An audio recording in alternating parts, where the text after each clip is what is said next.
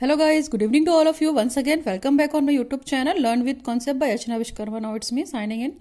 I think आप सभी better होंगे और कोर्स 4 की सीरीज को पढ़ने की कोशिश कर रहे होंगे।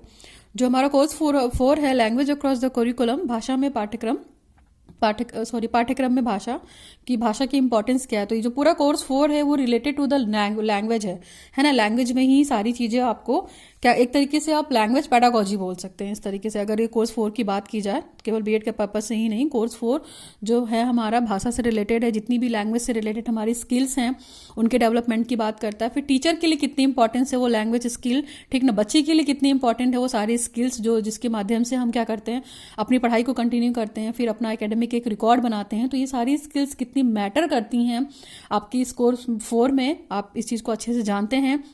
और इसीलिए ये कोर्स 4 यहाँ बीएड में रखा गया है कि आप टीचर बनने जा रहे हो। अभी आप प्यूपिल टीचर हो, कल को आप भविष्य की टीचर बनोगे। तो बीइंग अ टीचर, जब आप एक अच्छे टीचर बन जाओगे तो आपका भाषा पे कमांड होना चाहिए। भाषा पे कितना कमांड होना चाहिए, कैसे होना चाहिए, क्योंकि देखिए जब तक आपका भाषा पे कमांड नहीं होगा, आप चीज़ों को अच्छे से नहीं बोलोगे, अच्छे से जब तक अच्छे से आप बोल नहीं पाओगे, सुन नहीं पाओगे, तब तक आप बच्चों को सिखा नहीं पाओगे।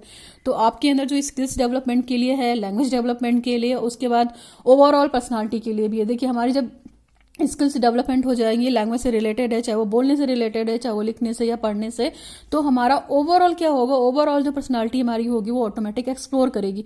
अगर एक अच्छा स्पीचर बनना है, हमें अच्छा स्पीकर बनना है या अच्छी स्पीच देनी है, तो उसके लिए क्या करना पड़ेगा, हमें चीज़ों को पढ़ना पड़ेगा, हमें चीज़ों को सुनना पड़ेगा, तभी ना जाकर अच्छे से हम बोल पाएंगे वर्बली।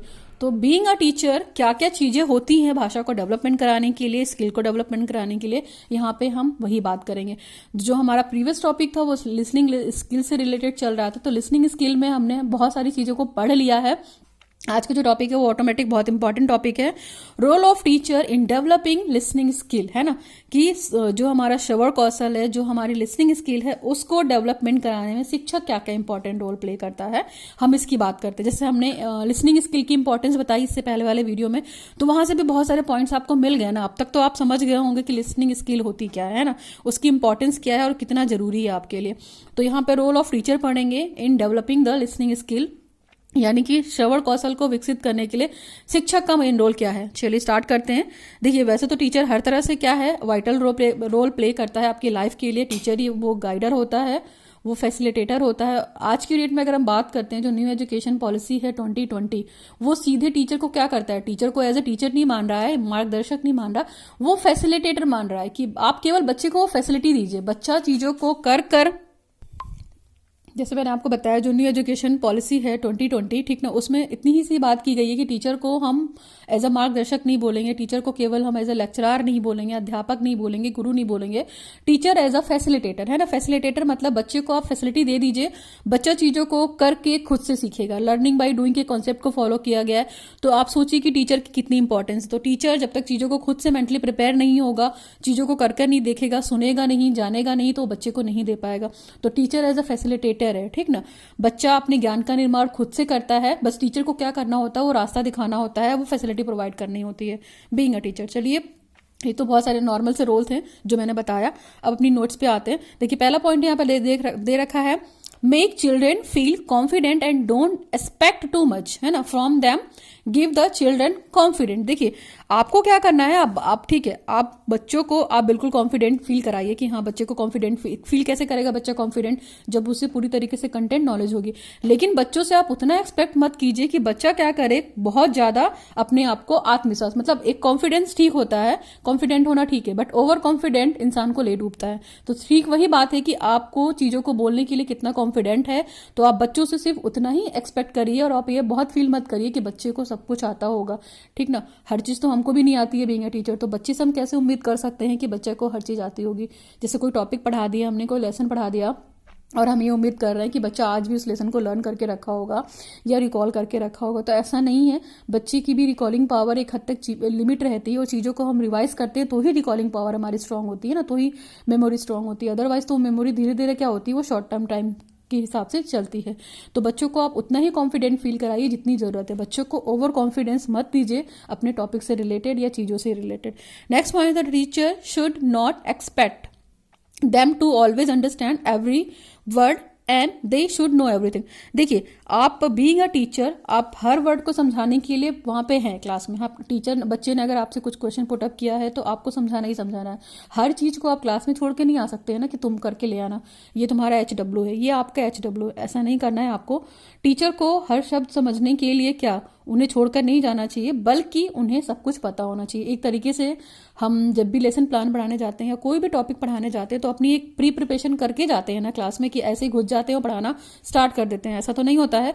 हम उस बकायदे चैप्टर की या उस लेसन प्लान की या उस टॉपिक की अच्छी से स्टडी करते हैं, तो ही जाकर अपनी जो नॉलेज होती है वो बच्चों तक शेयर करते हैं। तो इस चीज़ का भी ध्यान रखना है आपको कि आपको भी सब कुछ पता होना चाहिए, एटलीस्ट उस करेंट टॉपिक से रिलेटेड जो आप क्लास में पढ़ा रहे हो, जो भी आप क्लास में लेक्चर दे रहे हो, क्योंकि बच्चे कुछ भी पूछ सकते हैं ना, बच्चे तो क्यूरियस होते हैं। Okay, now we come to the third topic. Give them clear instructions and make sure the learners are made aware of the objective of the listening activity. देखिए, बच्चों को बिल्कुल मतलब क्लियर डायरेक्शन दे दीजिए, क्लियर इंस्ट्रक्शंस दे दीजिए, और ये decide करने दीजिए कि बच्चों के अंदर चीज़ों को सुनने की हैबिट है। यानी कि अगर आप कोई जैसे एक्टिविटी करा रहे हैं तो बच्चों को ये बताइए कि हम ये एक्टिविटी क्यों करने जा रहे हैं, इस एक्टिविटी को करने के बाद हमें प्रॉफिट क्या होगा, है ना। बच्चे को ये चीज़ जरूर बताइए, क्योंकि बच्चे भी जानना चाहेंगे कि हमारे जो टीचर ने आज एक्टिविटी कराई है, तो बच्चों को क्या करिए आप उस एक्टिविटी के बारे में एक इंस्ट्रक्शन दे दीजिए, एक गाइडलाइन दे दीजिए, और बच्चों को ये बोल दीजिए कि हाँ, इस एक्टिविटी को करने के बाद तुम्हारे अंदर लिसनिंग स्किल बहुत अच्छी डेवलप हो जाएगी, या इस प्रैक्टिकल को करने के बाद तुम्हारी प्रैक्टिकल स्किल बहुत अच्छे से डेवलप हो जाएगी। ये सारी चीजें आप अगर बता दोगे ना, तो बच्चा पहले से क्या करेगा, ज्यादा अलर्ट हो जाएगा, ज्यादा जिज्ञासु हो जाएगा, और चीजों को सुनने के लिए वो क्या होगा, वो बहुत अच्छे से प्रेरित रहेगा। तो आप बीइंग अ टीचर ये काम जरूर करिए, जितनी भी एक्टिविटी कराइए उसकी पहले से प्रिपरेशन करा दीजिए, है ना। कि ऐसा ना हो, कभी कभी क्या होता है ना, टीचर बिल्कुल मिस कर जाते हैं, बच्चे को ले जाकर लेबोरेटरी में भेज देते हैं और सीधे प्रैक्टिकल कराने लगते हैं। वो ये बताते ही नहीं है कि वो प्रैक्टिकल वो क्यों करा रहे हैं। तो ये चीज़ें नहीं करनी है बीइंग अ टीचर। आपको इस चीज़ को ध्यान रखना है कि जब भी आप कोई प्रैक्टिकल, कोई एक्सपेरिमेंट या प्रोजेक्ट वर्क करा रहे हैं, तो बच्चे को एक अच्छी सी इंस्ट्रक्शन दे दीजिए, बच्चे को एक गाइडलाइन दे दीजिए, और ये भी बता दीजिए कि उसको करने के बाद उसको क्या मिलेगा, है ना। बच्चा एक होता है ना कि अगर वो कुछ मतलब इनपुट दे रहा है तो उसको एक अच्छा आउटपुट मिलना चाहिए। तो बच्चा इस प्रैक्टिकल को करने के बाद क्या सीखेगा, इस चीज को आप जरूर बताइए बाय योर एक्टिविटी। तो बच्चे के अंदर क्या होगी ना, इससे वो क्या करेगा, अपनी लिसनिंग एक्टिविटी को बहुत अच्छा करेगा, लिसनिंग स्किल को बहुत डेवलप करेगा, आपकी चीजों को ध्यान से सुनेगा, है ना। नेक्स्ट पॉइंट है हमारा, the teacher should develop specific strategies for the listening such as a thinking pair, share, and the students are also asked to work on their background knowledge to work out on things they are not sure of। देखिए, इसका सीधा सा मतलब है कि जो teacher है वो बच्चों को क्या करेगा, अपनी स्पेसिफिक प्लान बता दे, अपने ऑब्जेक्टिव बता दे, जो भी वो एक्टिविटी कराने जा रहा है। जैसे मान लीजिए टीचर जो है क्लास में कोई एक्टिविटी कराने जा रही है, तो टीचर को कम से कम अपने ऑब्जेक्टिव्स क्लियर कर देने चाहिए। जो टॉपिक पढ़ाने जा रही है तो वो टॉपिक क्लियर कर देना चाहिए, ताकि बच्चे के अंदर क्या हो, और बच्चों से जो उनके अंदर बैकग्राउंड नॉलेज होती है, जो उनकी प्रीवियस नॉलेज होती है, उससे रिलेटेड वो क्वेश्चन कर सकता है यहाँ पे। तो उससे क्या होगा, बच्चे का जो बैकग्राउंड नॉलेज होगा अगर कम भी होगा, स्ट्रांग नहीं होगा, तो टीचर बच्चों को ये बोल सकती है कि उस पॉइंट को आप स्ट्रांग करिए, है ना। तो बीइंग अ टीचर आपको एक अच्छा प्लान बनाना चाहिए, कोई भी प्रैक्टिकल कराने से पहले, कोई भी एक्टिविटी कराने से पहले, ठीक ना, आपको प्रिपरेशन करनी चाहिए, और आपको अच्छी प्रिपरेशन करनी चाहिए। अगर आप अच्छी प्रिपरेशन नहीं करोगे किसी टॉपिक के लिए, किसी भी लेसन प्लान के लिए, तो आपका जो इंटरप्रिटेशन होगा ना वो उतना बेटर नहीं होगा। और जब आप अच्छे से इंटरप्रेट नहीं कर पाओगे, बच्चों को समझा नहीं पाओगे अपनी वॉइस के थ्रू, अपने कंटेंट के थ्रू, तो बच्चा क्या करेगा, बच्चा जजमेंट दे देगा कि हाँ, ये टीचर अच्छे से नहीं पढ़ा रहा है, इसका कॉन्सेप्ट क्लियर नहीं है, तो हम लोगों को क्या समझाएगा। तो ये भी एक बहुत, बीइंग अ टीचर आपको बच्चों के अंदर ये स्किल डेवलप करानी है, तो बच्चों को आपको सिखाना पड़ेगा। और दूसरी चीज़, कोई भी एक्टिविटी अगर आप कराने जा रहे हैं तो उसमें आप खुद भी तो इन्वॉल्व होइए ना। खुद भी इन्वॉल्व होने के साथ साथ इन द सेंस कि बच्चों को कोई स्टोरी बताइए, स्टोरी करके बताइए, एक्शन करके बताइए। जैसे छोटे बच्चों को हम क्या, जो छोटे बच्चों की क्लास होती है उसमें टीचर्स क्या करती हैं, एक्शन बच्चों के साथ खुद करती हैं, तो वो चीज़ें याद रहती हैं ना। बच्चे भी क्या है, टीचर के साथ इन्वॉल्व होकर खुश होते हैं। तो बच्चा और टीचर के बीच का जो इंटरेक्शन हो रहा है वो भी बहुत स्ट्रांग होता है। तो ये चीज़ भी टीचर को करनी चाहिए। इससे भी क्या होगी, इसकी लिसनिंग स्किल डेवलप होगी और उसको नॉलेज मिलेगी। Now we come to the next point. Next point है हमारा, set specific task. The listen task can be categorize into 3 sets, है ना। देखिए, ये चीज बहुत इंपॉर्टेंट है, इसमें 3 स्टेप्स में है। तो हम जो पर्टिकुलर जो भी पढ़ाने जा रहे हैं, जो भी हमारे लिसनिंग स्किल के सेट हैं, तो वो 3 स्पेसिफिक सेट हैं। तो जैसे इसमें प्री लिसनिंग है, वाइल लिसनिंग है, पोस्ट लिसनिंग है। इसका सबसे अच्छा तरीका हो सकता है कि टीचर क्या कर सकता है, यहाँ पे ऑडियो विजुअल एड्स का यूज कर सकता है। ऑडियो विजुअल एड्स का यूज़ कर सकता है, ठीक ना। ऑडियो विजुअल एड्स से क्या फ़ायदा होगा, मान लीजिए टीचर बच्चे को कुछ सुना रहा है, कुछ दिखा रहा है और उसके साथ वो इन्वॉल्व भी है, ठीक ना। तो इसमें 3 कैटेगरी, इससे क्या होगा, बच्चे की जो सुनने की शक्ति होगी ना, सुनने की जो स्किल होगी वो बहुत अच्छे से डेवलप होगी, बच्चा ध्यान से सुनेगा। तो जो ये 3 सेट्स दिख रहे हैं आपको, जैसे प्री लिसनिंग है, वाइल लिसनिंग है, पोस्ट लिसनिंग। प्री लिसनिंग में क्या कर सकता है टीचर, कोई भी बच्चे को स्टोरी सुना सकता है, कोई भी लेसन प्लान के बारे में एक इंट्रोडक्शन दे सकता है, ठीक ना। उसके बाद कुछ भी टेलिंग कर सकता है, बच्चों से कुछ क्वेश्चन पूछ सकता है, कोई टॉपिक अगर पढ़ा रहा है तो उससे रिलेटेड वो प्रीवियस क्वेश्चंस पूछ सकता है, स्टोरी बता सकता है चीज़ों को।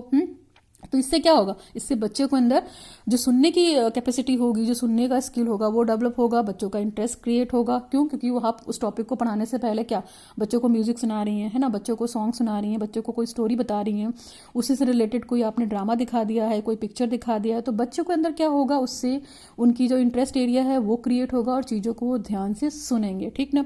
पॉइंट नंबर 2 है जो वाइल लिसनिंग, यानी कि सुनने के दौरान। तो जब आप कोई वीडियो प्ले कर रहे हैं या ऑडियो विजुअल एड यूज़ कर रहे हैं, ठीक ना, वीडियो के थ्रू बच्चों को ये दिखा रहे हैं, तो आप बच्चों से साथ के साथ बोलते जाइए, जैसे वो बच्चे सुन रहे हैं तो उनके साथ बोलती जाइए कि जितनी भी इसमें डायग्राम हैं, फ्लो चार्ट्स हैं, क्या क्या स्टेप्स हैं, इन सबको ध्यान से सुनना है ना। मैं आपसे बाद में पूछूंगी या मैं आपसे बाद में फीडबैक लूंगी, तो बच्चे क्या करेंगे, बच्चे जब वो सुनेंगे ना तो बहुत ध्यान से सुनेंगे।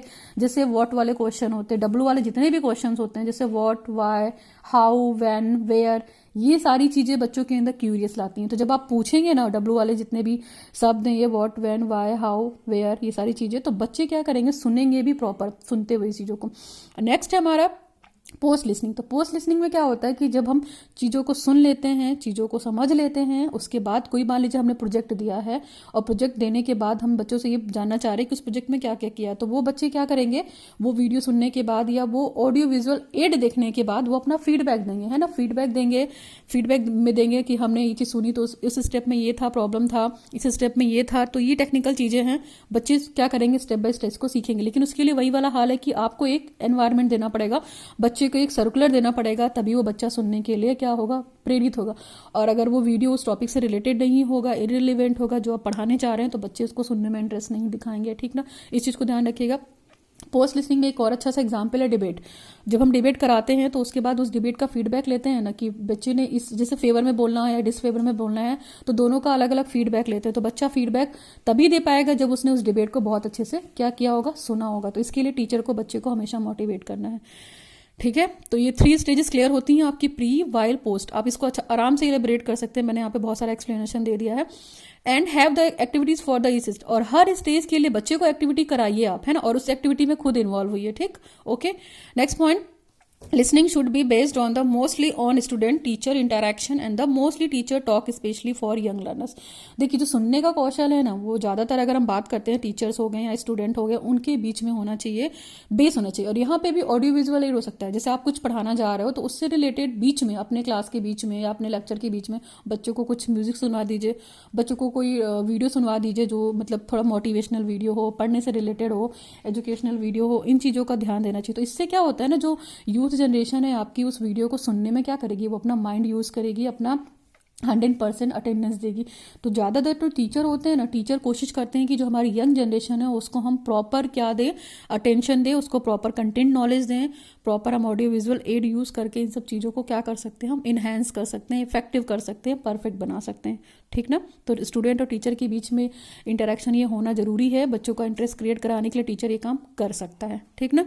नेक्स्ट पॉइंट है the teacher can also prepare a set of records material. और टीचर क्या कर सकता है, बहुत सारे रिकॉर्ड्स कंटेंट या रिकॉर्ड मटेरियल्स अपने पास रख सकता है, और उसको क्लास में जब वो लेक्चर दे रहा है तो वो उसको चला सकता है। और बच्चों से जब वो video audio visual add use करे तो वो बच्चों से पहले ही बोल दे कि इसको आप ध्यान से सुनिएगा, इसके बाद मैं इससे रिलेटेड क्वेश्चन पूछूंगी। जैसे कोई स्टोरी बता दी तो पूछ लिया कि स्टोरी का कंक्लूजन क्या है ना, स्टोरी का टाइटल क्या था, इस कैरेक्टर का नाम क्या था, ठीक ना, उस कैरेक्टर का रोल क्या था। तो ये सारी चीज़ें जब आप पहले से बता दोगे और अपना वीडियो प्ले कर दोगे तो बच्चे ऑटोमेटिक उसको बहुत अच्छे से सुनेंगे भी, देखेंगे भी और आपको बताएंगे भी। तो एक ये काम किया जा सकता है, बीइंग अ टीचर आप करवा सकते हैं बच्चों से ये काम, उनकी लिसनिंग स्किल को डेवलप कराने के लिए, नेक्स्ट पॉइंट है the best way to teach listening is thought songs and the incorporating to do the activity them. देखिए सबसे अच्छा तरीका क्या है बच्चों को सिखाने का कि आप ठीक ना जो भी आपके पास मटेरियल है आप उसमें खुद से इन्वॉल्व होइए। जैसे कुछ सॉन्ग चला दिया उसमें ऑडियो विजुअल ऐड दोनों है तो आप बच्चे के साथ एक्शन कीजिए, बच्चों को भी प्रेरित कीजिए कि आप भी खड़े हो और चीज़ों को करो। तो आप कोई सॉन्ग सुनवा सकती हैं, है ना, आप कोई अच्छी स्पीकर का वहाँ पे वीडियो प्ले कर सकती हैं, आप उस टॉपिक से रिलेटेड आप नई नई स्ट्रेटजीज बता सकती हैं और उस चीज़ों को आप खुद भी करिए, है ना। सुनने का सबसे अच्छा एक सिखाने का तरीका देखा जाए तो सॉन्ग्स हो सकते हैं। सॉन्ग्स के माध्यम से बच्चों को आप लेसन पढ़ाइए, जैसे पोएट्री हो गई, राइम हो गई, प्रोज हो गई, अलग अलग चीज़ों में। जैसे हम एक्टिविटी करते हैं ना तो उसमें इन्वॉल्व रहते हैं तो बच्चे भी क्या होते हैं, बच्चे देखते हैं ना कि टीचर कर रहा है तो हम भी उसको कॉपी करते हैं। तो इस तरह से क्या होता है, इस तरह से भी हमारी लिसनिंग स्किल भी डेवलप होती है। ठीक, तो आपको टीचर को इन्वॉल्व होना है बीइंग अ टीचर बच्चों के साथ, तभी वो अच्छा कर पाएंगे। छोटे बच्चों की क्लास में आपने हमेशा देखा होगा कि जितनी भी राइम टीचर पहले एक्शन करके बताती है ना, बच्चे साथ के साथ करते जाते हैं तो वो चीज़ें हमेशा परमानेंट हो जाती हैं। क्यों? क्योंकि इन चीज़ों को हमने करके सीखा होता है, लर्निंग बाई डूइंग करके सीखा होता है और बच्चों के साथ एंगेज होकर। तो बस बच्चे इससे क्या करेंगे, वो अपना ध्यान फिजिकली और मेंटली इंटेलेक्चुअली हर तरीके से आप पे लगाएंगे, वो कहीं बाहर नहीं देखेंगे। ठीक ना, वो डिस्ट्रैक्ट नहीं होंगे। तो ये काम कर सकता है बीइंग अ टीचर हम लोग। ओके, नेक्स्ट पॉइंट है the teacher should encourages the student to the practice listening strategies in the class and ask them to practice outside the class. देखिए टीचर को बच्चों को हमेशा ये बोलना पड़ेगा कि जितनी भी लिसनिंग स्ट्रेटजीज हैं उनको प्रैक्टिस करना चाहिए। वो क्लास के अंदर ही नहीं, क्लास के बाहर भी कर सकता है, जब वो खेल रहा है अपने पीयर ग्रुप के साथ तो भी कर सकता है, अपनी फैमिली में जाकर कर सकता है। तो बच्चों को क्या करना है, आपको स्ट्रॉन्ग मोटिवेशन देना है, ठीक ना, और बच्चों को एक्टिवली उसमें पार्टिसिपेट कराना है। जैसे फैमिली में भी सीखते हैं ना, तो वो सारी चीज़ें भी कराना है। हम पढ़ाई के दौरान भी बहुत सारी चीज़ें सीख सकते हैं। तो टीचर को क्या करना है, बच्चों को यहाँ पे बहुत अच्छा सा इंकरेजमेंट देना है, मोटिवेशन देना है कि वो क्या करे अपनी लिसनिंग स्किल को डेवलपमेंट कराने के लिए। जरूरी नहीं है कि जो एक्टिविटी हम क्लास में करा रहे हैं या स्कूल में करा रहे वही करे, इसके बाहर भी वो जाकर क्या करे, उन सब चीज़ों की प्रैक्टिस करे। Okay, now we come to the next point. Next point हमारा teacher should keep a check into class and out of class listening assessment and the periodically review student। देखिए आपने तो बोल दिया बच्चे को कि आप क्लास के बाहर जाकर प्रैक्टिस करो, ठीक ना। शिक्षक का काम जो था उसने बोल दिया कि कक्षा में या क्लास में करने के साथ साथ आप क्लास के बाहर भी जाओ अपने चीज़ों को करने के लिए, चीज़ों को प्रैक्टिस में लाने के लिए, लिसनिंग स्किल को डेवलपमेंट करने के लिए।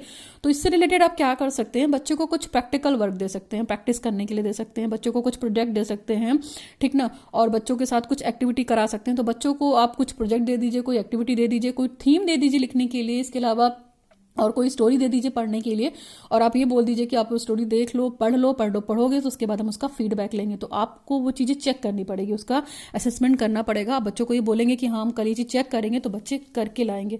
तो इसमें आपको इन्वॉल्व होना पड़ेगा। नेक्स्ट हमारा अ good teacher is a good communicator. जो एक अच्छा शिक्षक होता है वो अच्छा कम्युनिकेटर भी होता है ना।